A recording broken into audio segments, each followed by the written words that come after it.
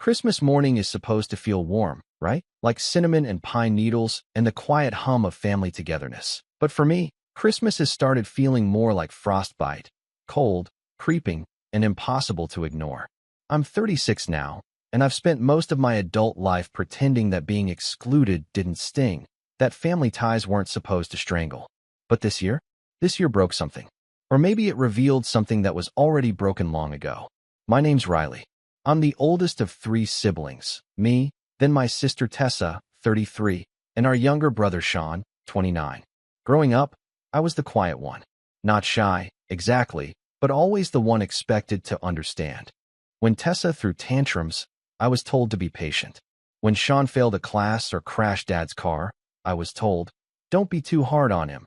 Riley, he's still figuring things out. That was the soundtrack of my childhood. You're the responsible one. You're the easy one. You're the one we don't have to worry about. At some point, that stopped feeling like a compliment and started sounding like a dismissal. I left home at 18 for college and never really moved back. I worked hard, built my own tech company, and, after nearly burning out by 30, sold it for more money than I'll probably ever need. I kept my success quiet, though. No big announcements, no Lamborghini in the driveway. That's never been me. I still drive a 10-year-old Subaru, wear clothes until they fade, and never once mentioned to my family that I'm technically a multimillionaire. Not because I wanted to test them or anything dramatic like that, but because I knew, deep down, that money would change the way they saw me. And not in a good way. Tessa, on the other hand, has always been about optics. She lives for Instagram stories of candid family brunches where everyone's mysteriously wearing coordinated outfits. She documents her life like she's pitching a Hallmark movie, all carefully curated smiles and seasonal throw pillows. She's married to Mark, who is just as obsessed with appearances, and they have two kids, Ashton, 6, and Everly, 4. Tessa calls them her miracles and insists the rest of us refer to them as the littles, which honestly makes my skin crawl a little every time. Sean floats. That's the best way I can describe him. One month he's selling real estate. The next he's doing landscape design. The next he's launching a podcast about mindful masculinity that disappears after 3 episodes. He's always had charm, though. That easy, disarming way of making everyone feel like they're the most important person in the room. It worked on my parents, still does, if we're being honest. Our parents, Joyce and Daniel, are, well, complicated. My mom's the kind of woman who calls herself brutally honest when she's really just rude. My dad's quieter, but no less passive-aggressive. They mean well, or at least, they convince themselves they do. But over the years, their accidental slights started to feel pretty intentional. Like when they forgot to tell me about Sean's engagement party, then insisted they thought I wouldn't be able to make it anyway.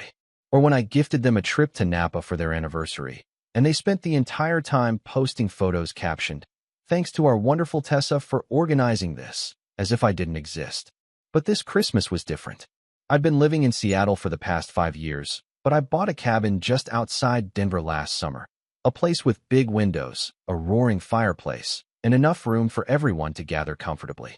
I thought, maybe foolishly, that it could be the start of something new, a fresh tradition.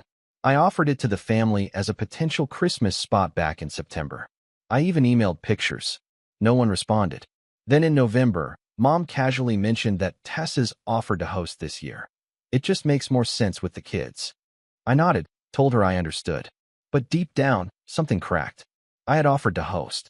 I had already decorated the damn cabin. I had blocked off the entire week in my calendar. But once again, my gesture was treated like an afterthought. Still, I told myself it was fine. That I could spend Christmas on my own, maybe invite a few friends over, go snowshoeing, start a new tradition. I try not to take it personally. I even shipped gifts to Tessa's house for the kids, wrapped, labeled, no drama, just so they'd know I hadn't disappeared. And then Christmas morning came. I was drinking coffee in front of the fire, watching the snow drift down outside my window, when my phone buzzed with a notification. Tessa had tagged me in a photo on Instagram. The caption read, "Christmas morning with the whole fam. So blessed." I stared at it for a full minute before opening it. There they were. My parents, Tessa, Mark, Sean, the kids, even my Aunt Marlene, who I hadn't seen in years, sitting around a massive fireplace I knew far too well. Because it was mine. They were in my cabin. Every single one of them. I hadn't given them the code. I hadn't even told them I wouldn't be there. I never said it was available. But somehow, they had let themselves in, made themselves at home, and then posted about it like it was a normal family gathering. I zoomed in on the photo. My throw pillows. My rug. The mug in my dad's hand had a chip on the rim from where I dropped it last month. This wasn't a coincidence. This was deliberate. The rage came slowly, like a pot coming to a boil. First disbelief, then humiliation, then something deeper, betrayal. I scrolled through the rest of Tessa's post. Dozens of photos. The kids opening gifts under my tree, Mom and Tessa baking cookies in my kitchen, Sean making a cheers gesture with one of my limited edition whiskey glasses. Not one text. Not one call. Not a single mention that they were using my space. I almost threw my phone across the room. Instead, I took a breath, opened the comments, and typed, "Love this. Just FYI, the cabin you're in? I own it. Tenants move in January 3rd. Then I hit send. 3 minutes later, the post vanished. The silence that followed was deafening. And then my phone started buzzing. 61 calls in the span of an hour. 14 voicemails. All from my parents, Tessa, Sean, even Mark. Texts rolled in like hailstones. "Riley, can we talk? Why would you do that? Don't ruin this for the kids." It was just a misunderstanding. But was it?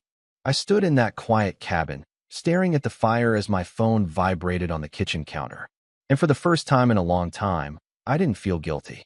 I felt awake. And that was the moment I decided I wasn't letting this go. Not this time. For the first few hours, I ignored the calls. I turned my phone face down, let the buzzing become background noise, and tried to calm the storm building in my chest. But when the voicemails started piling up, 14 by the end of the day, I knew I had to listen. Not because I wanted to make peace, but because I needed to know just how deep the betrayal ran. The first one was from my mom. Voice syrupy sweet, but laced with that edge I knew too well. "Riley, honey, I think there's been a huge misunderstanding. We thought you weren't coming, and Tessa said it'd be fine to use the cabin. You never said you were using it, and it's not like we trashed anything. Please don't overreact. Call me." The second was my dad, his voice low and stiff. "Riley, this isn't the way to handle things. Family talks these things through. Don't make this about ownership. Call us back." Then came Tessa. "Oh my God, Riley, seriously? You're really going to put tenants in the cabin over Christmas? Without warning? You blindsided us. Everyone's upset, especially the kids." Ashton cried. "Everly asked why Uncle Riley was being mean. I don't know what's gotten into you, but this is so selfish." That one almost made me laugh. I was being selfish? For reclaiming my own space? After they snuck into it, hosted a party, and plastered it across social media like it was some family fairy tale I'd been too cold-hearted to join? Sean's voicemail was short. "Bro, I don't know what the hell that comment was about, but you need to chill. You weren't even coming. Nobody thought you cared. Don't burn bridges over this, man. It's Christmas." That voicemail was when the simmer turned into a boil. I'd been chill my entire life, letting things slide, swallowing the hurt, laughing off slights like they were just quirks of family. But this wasn't an oversight. This wasn't a scheduling mix-up. This was my entire family deciding I didn't matter. Not enough to invite. Not enough to ask. Not even enough to inform. And then they call me selfish. I didn't respond that day. Or the next. I packed up a few things and drove back to Seattle 2 days early. When I arrived, there was a large envelope waiting in my mailbox, certified mail, from a real estate agency. Confused, I opened it. It was a lease agreement. For the cabin. Signed. By Tessa. The tenant name had been filled out. Tessa Reynolds. Lease term, 1 year. Start date, December 15th. My hands started shaking.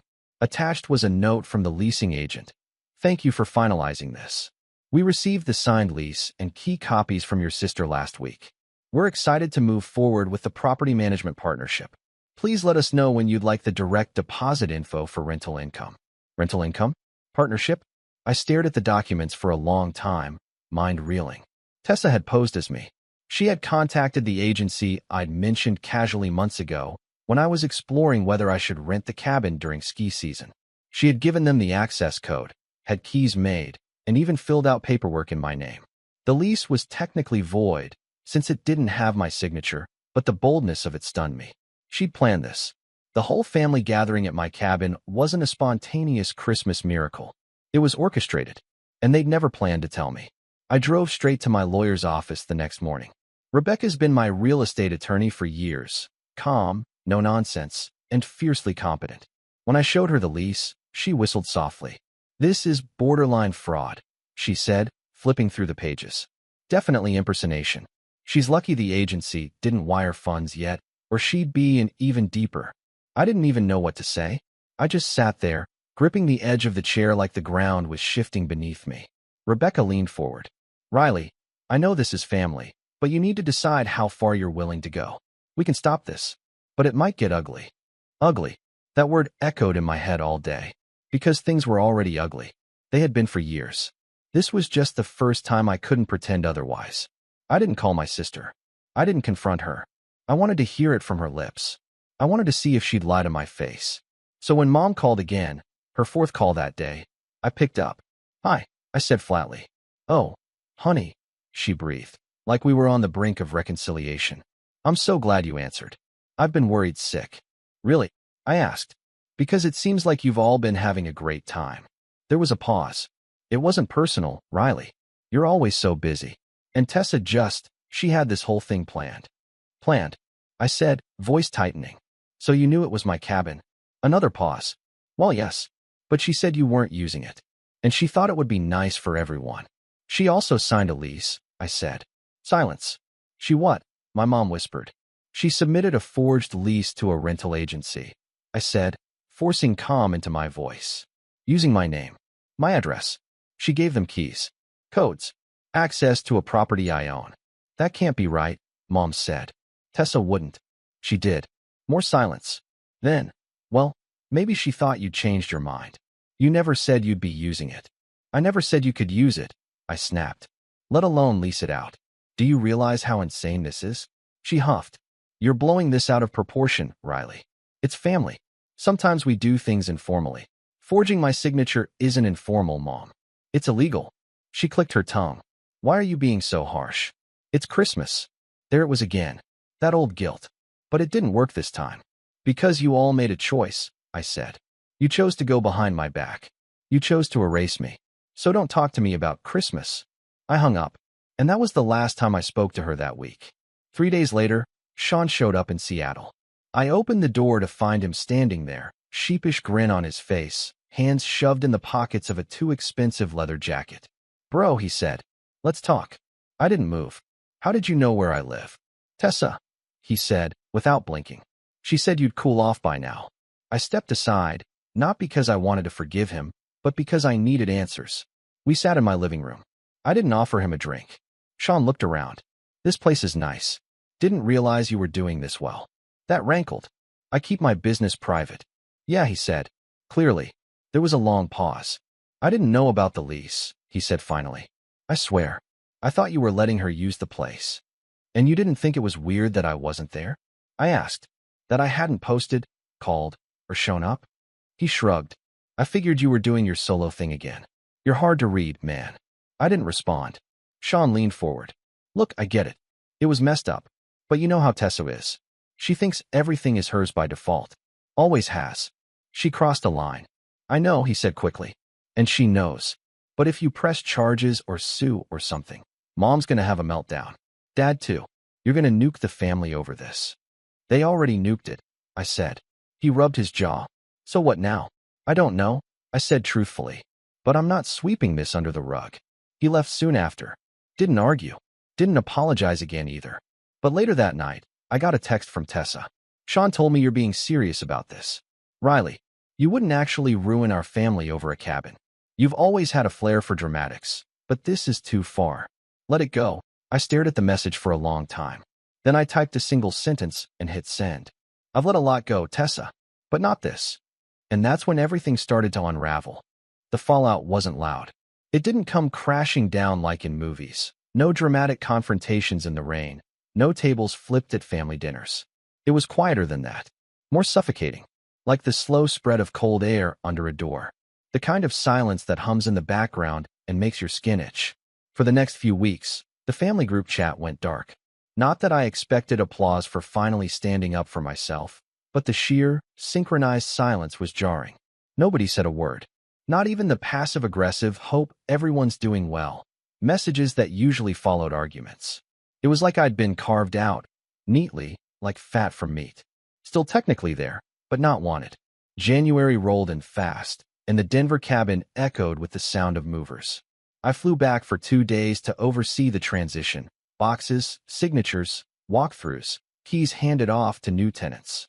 I changed the door codes, updated the listing with the management agency under my name only, and removed all backup keys. I'd locked down everything, literally and figuratively. And yet, the place felt hollow.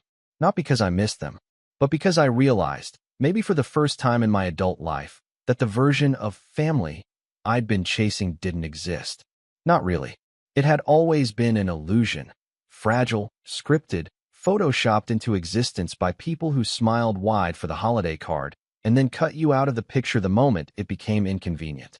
I sat alone in the cabin that night, last night before tenants moved in, on the floor, wrapped in a throw blanket, drinking tea that tasted like paper. The furniture had been cleaned, the decorations boxed. It didn't feel like mine anymore, and oddly, that made it easier to let go. I realized I didn't want this place to be some shrine to forgiveness. I didn't want it to sit empty waiting for a family that would never knock. So I stopped waiting.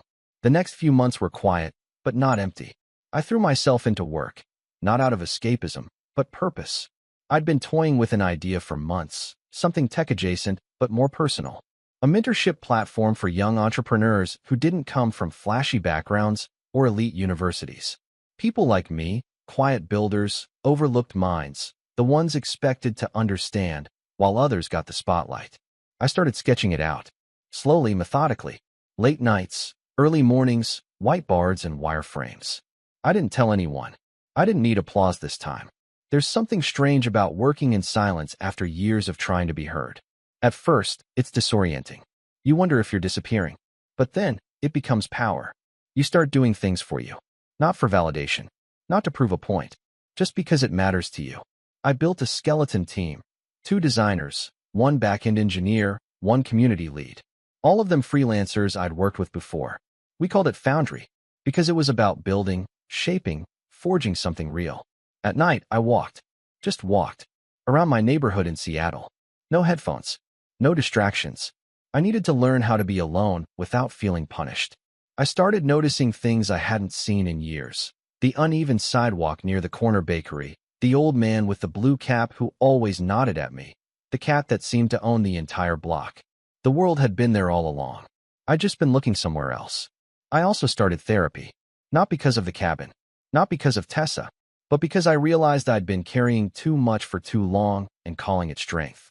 The therapist, Marla, was a gentle, thoughtful woman who asked very little in the first few sessions. Just enough to let me empty out the clutter. Memories of being skipped over. Dismissed. Used. "You said something interesting last week," she said one Thursday. "You said, 'I'm the one who never needed anything.' Do you think that was true?" I shrugged. "I think it's what they wanted to believe." She nodded slowly. "And what did you want?" It was such a simple question. But I didn't have an answer. I started journaling after that. Not every day, just when it felt like too much. I wrote down things I never said aloud. Like how I'd always hated being the easy child. How it wasn't easy to be quiet. How it hurt to buy gifts no one remembered, to send messages no one replied to show up and be invisible. I wrote about the cabin. I wrote about Christmas.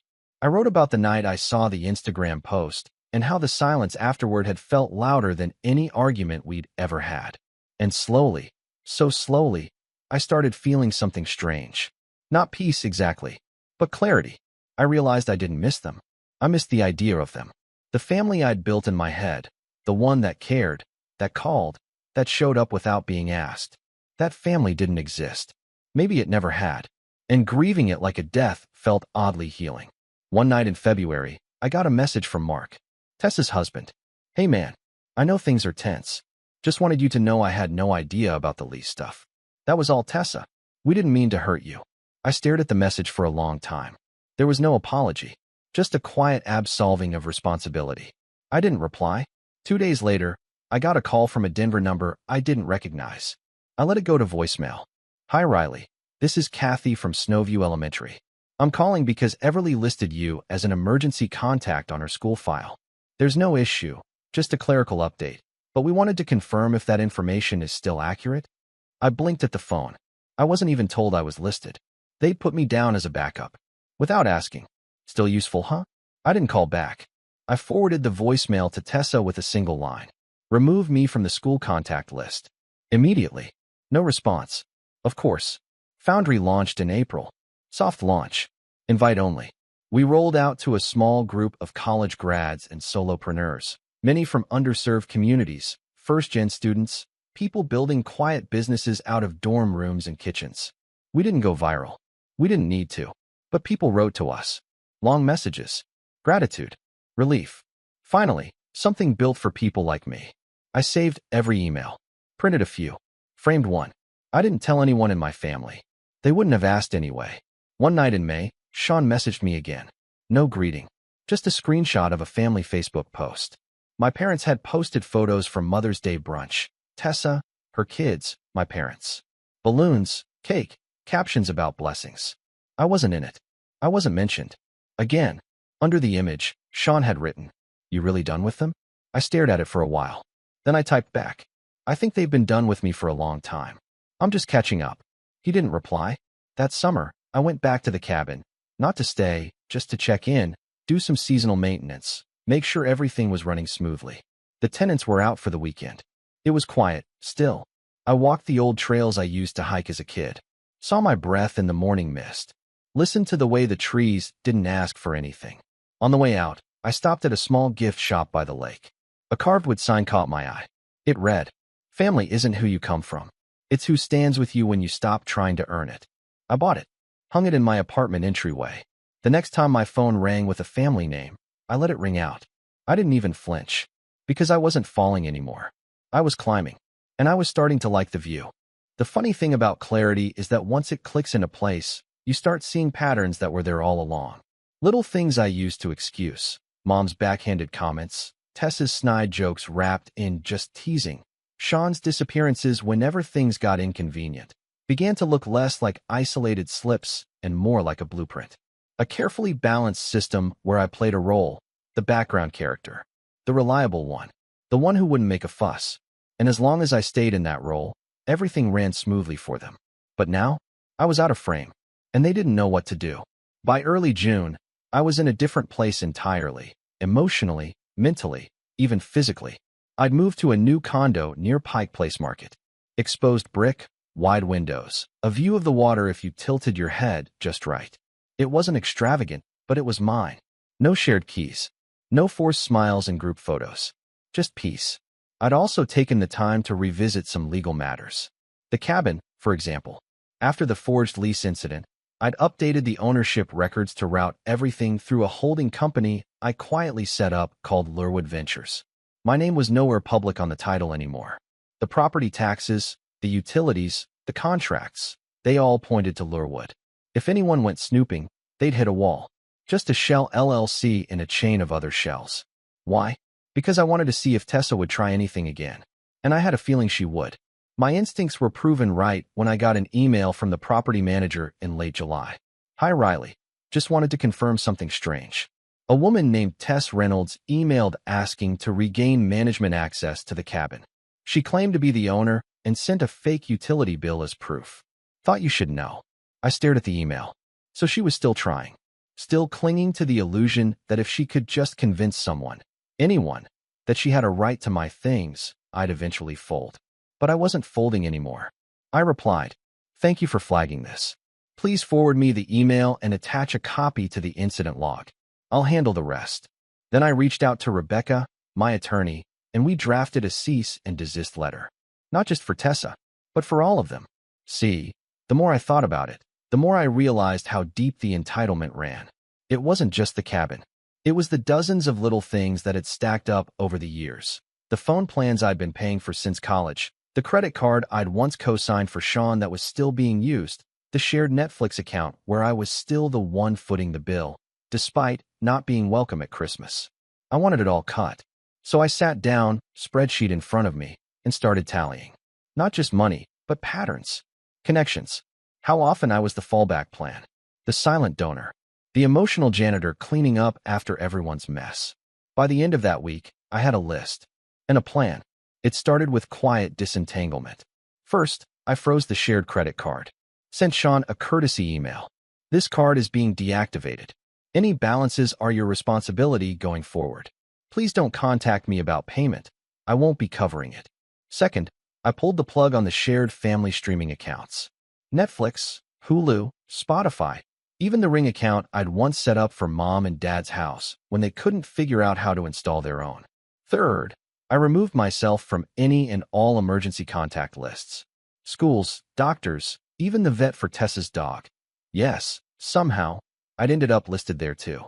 Fourth, I filed paperwork to formalize Lurewood Ventures as the official owner of all 3 of my properties. The cabin, my condo, and a small duplex I'd quietly bought as a side investment. All trust managed, all ironclad. But it wasn't just about cutting them off. I wanted them to understand. So I did something I hadn't done in years. I invited them to lunch. All of them. At a quiet restaurant downtown. One of those wood-paneled places with linen napkins and waiters who don't write anything down. I booked a private room, just in case voices were raised.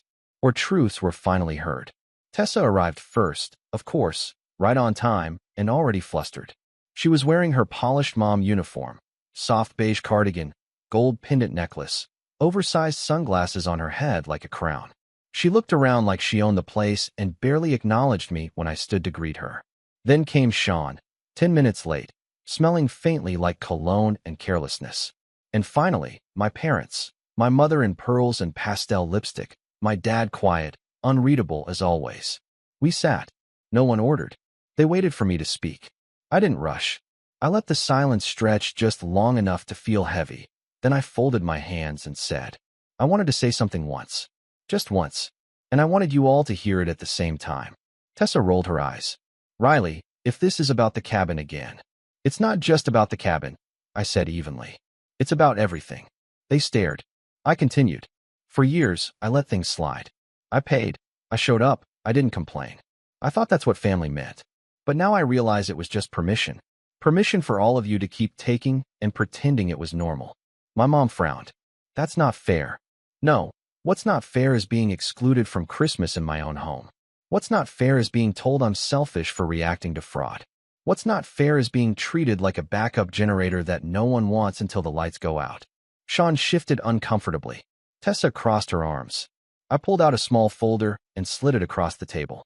Inside was a printed breakdown of everything I deactivated, transferred, removed, or closed.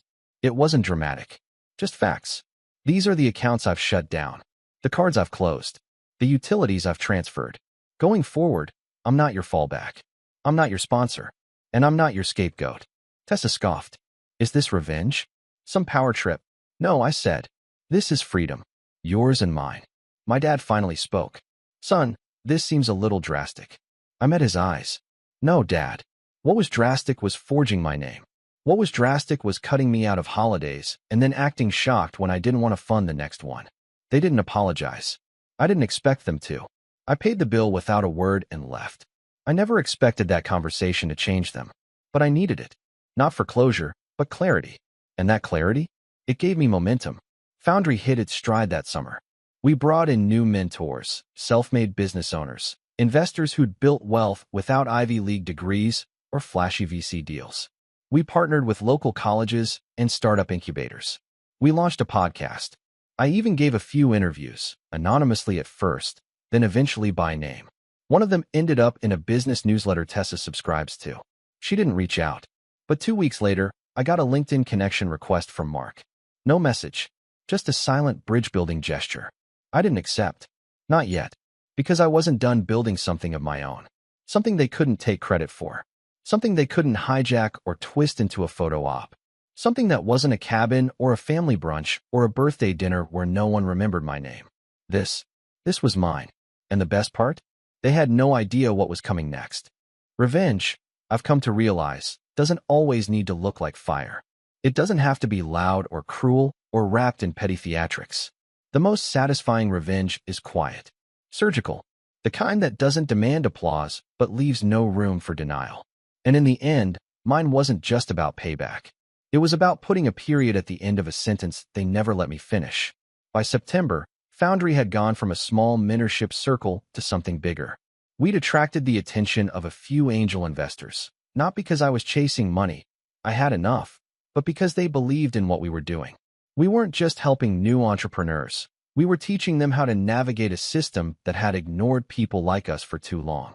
We were showing them how to build something with no family name, no rich uncle, no safety net. In the middle of all that growth, something poetic happened. I got a call from a nonprofit organization I'd worked with before, small business grants for single parents, mostly women, often overlooked. They were losing funding, and a mutual contact said they were looking for someone to quietly step in and help restructure the board and offer operational support. No fanfare, just someone who knew how to rebuild. I asked for the board list. Tessa's name was on it. Apparently, she'd been on the board for 2 years. A community face, they called her. She helped with social media, fundraising events, donor dinners, mostly surface-level things. But she was good at playing the polished advocate. The look at this empowered mompreneur aesthetic. I asked for a meeting. Quietly, the executive director, Dana, met me for coffee. I explained who I was. I told her about Foundry. I didn't bring up Tessa at all. Dana, it turned out, had heard of our platform. She smiled wide. We've been trying to build something similar in-house, she said. But we don't have the tech or the staff. I offered to help. I asked for no salary, no title, just a consulting agreement that would give me access to the organization's operational structure. A foot in the door. She said yes. And just like that, I stepped into my sister's world. But not as a brother, as the guy she hadn't seen coming. Over the next 6 weeks, I worked quietly. I reviewed budgets. I optimized workflows. I hosted a virtual workshop on funding strategies that drew more attendance than any of their prior donor dinners. Dana was thrilled. So was the board. They offered me a formal seat. I accepted. Tessa didn't even know I was involved. We were ships passing in adjacent inboxes. She still thought I was just that tech guy in Seattle. Then came the Grant Gala. Annual event. Big venue. Open bar. Silent auction. All the right hashtags. I was invited as a board member. So was she. I didn't RSVP. Instead, I asked Dana for a favor. I offered to sponsor the event, anonymously. Full venue rental, catering, AV. No name on the banners. No speeches. Just one small request. I wanted to handle the donor appreciation video. She agreed. I called in a favor from a videographer friend. We gathered footage from mints at Foundry. Testimonials. Stories. People who'd built side hustles into storefronts. Who'd paid rent from their first freelance gigs. Who no longer had to choose between daycare and chasing a dream. I narrated it myself. Calm. Simple. No bragging. Just truths. At the end of the video, a black screen faded in. Just white text. This event was made possible by a silent investor. Someone who believes in second chances. Even when others only remember the first mistake. The room was dead quiet when it ended. I know because Dana told me. Tessa was at the front table. She clapped politely. Then Dana got up and made her speech. She thanked the board. She thanked the mentors. And then, casually, she said, "We're especially grateful to our new operations advisor, Riley, whose platform, Foundry, is now an official partner, and whose generosity made tonight possible." Tessa's face, Dana later told me, turned to stone. I hadn't just shown up. I'd built something under her nose and lifted the very community she claimed to champion. Without her help, without her approval, without ever asking for a seat at her curated table. She didn't come over that night. She didn't text. But 2 days later, she resigned from the board. No explanation. No farewell post. Just gone. And that's when the ripple started. See, once people realized she wasn't involved in Foundry, had never been, they started asking questions. Especially some of the nonprofit's top donors. One of them reached out to me directly. "We always assumed you two were partners," she said. She always implied. She implies a lot of things, I replied with a smile. The next time I heard from Tessa, it wasn't a message.